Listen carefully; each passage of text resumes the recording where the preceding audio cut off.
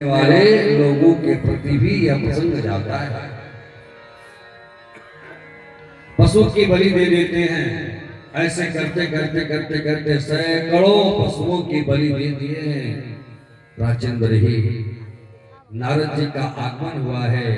नारद जी प्राचीन बरही से कहते हैं, राजन यज्ञ करना तो अच्छी बात है, लेकिन यज्ञ के अंत में ये जो बलि दे रहे हो ये गलत बात है।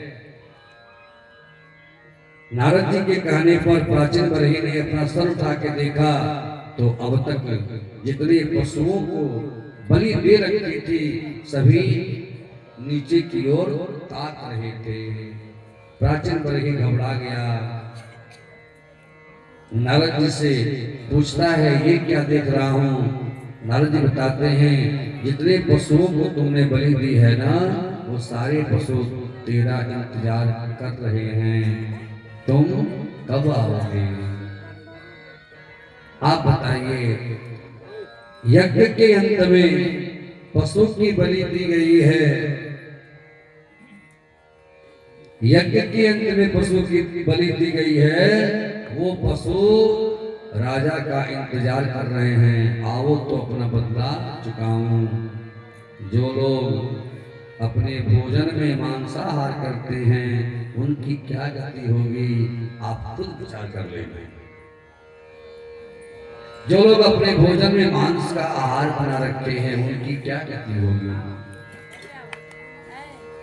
बकरी पाती खाते हैं, थोड़ा विचार कर ले यार, थोड़ा विचार करो मांसाहार करने वालों।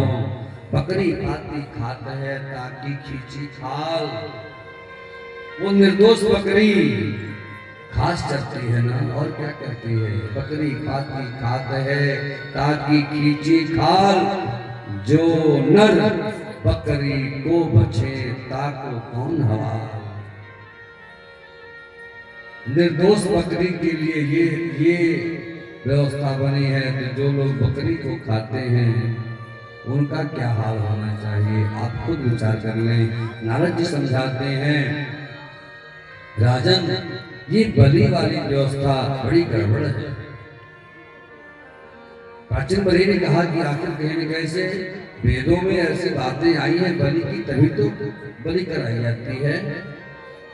प्रियात्मा बंधुओं, वेदों में बहुत सारी बातें लिखी गई हैं, लेकिन वेद को समझना बड़ा कठिन है।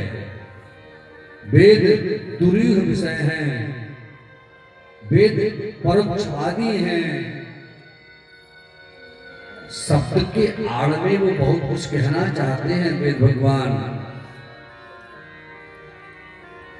वेदों में बलि की बातें आई हैं, लेकिन बलि की बातें आई है वो अपने स्वार्थ के लिए बलि न दें। जाति उद्धार, देशोद्धार, राष्ट्रोद्धार, ग्रामोद्धार, एक जीव की बलि दे देने से यदि देश सुरक्षित है, एक जीव की बलि दे देने से यदि परिवार सुरक्षित हो जाता है, एक परिवार के सदस्य की बलि दे देने से पूरा परिवार सुरक्षित हो जाता है, एक परिवार की बलि दे देने से पूरा गांव सुरक्षित हो जाता है। बलि उसे कहते हैं। बलि समर्पण इत्यर्थः। बलि शब्द का अर्थ समर्पण है, समर्पित हो जाओ। आज देश की सीमाओं पर, देश के सरहद पर हमारे सैनिक बलि हो रहे हैं, जिसकी वजह से आज पूरा देश सुरक्षित है। बलि उसे कहेंगे, वो बलि बनी है, न कि अपने बेटे के लिए बकरी की बलि चढ़ा देना, ये कोई बलि नहीं है। बलि चढ़ाना हो अपना रक्त चढ़ाइए, अपना रक्त,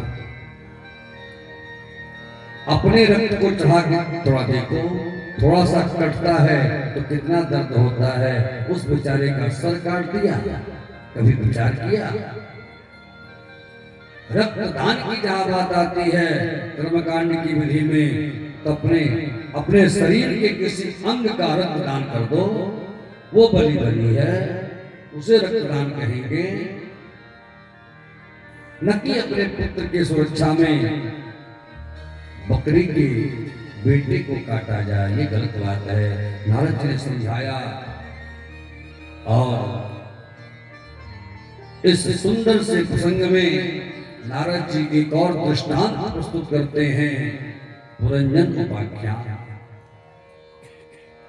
बड़ा सुंदर प्रसंग है, श्रवण करिएगा, ध्यान